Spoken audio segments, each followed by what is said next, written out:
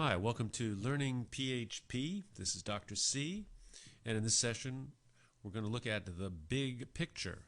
Look how PHP fits into the grand scheme of the programming language landscape. So if we think about programming languages, they can be categorized as general purpose or very specific. And in the general purpose programming language world, we have languages like Java, C++, COBOL, and Fortran. These languages are designed to do any one of a number of things. You can write web servers, you can do scientific applications with any of these general purpose programming languages.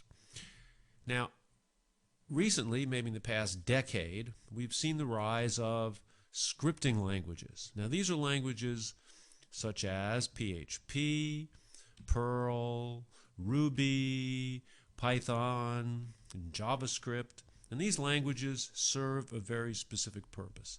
And they exist within the context of the World Wide Web and help us to develop applications that are web savvy.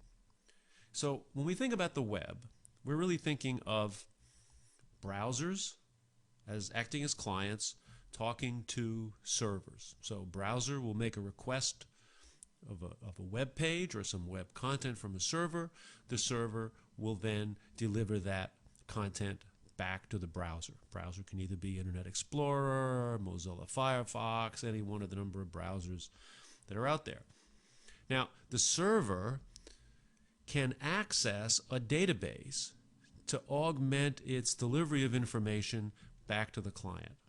So one of the things that PHP can help us with is make connections to a database. And this can be any one of a number of databases. The most common one that works in the PHP world is MySQL. So your server can be talking to a database to help deliver content back to the browser.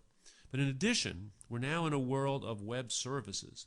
And so a server can then step out and talk to other servers and gain additional information. A server called AdSense that helps servers provide streamlined information back to the client.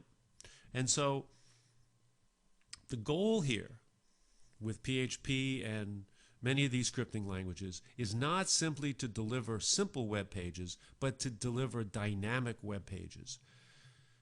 Web pages where the content is going to be customizable based on who the user is, what the user location happens to be, or the history of the user visiting that site.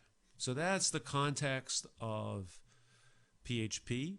It's a language designed specifically to work with the interaction of browser clients with servers. And so we'll be looking more into PHP, looking at some of the more interesting aspects of what PHP can do in future sessions.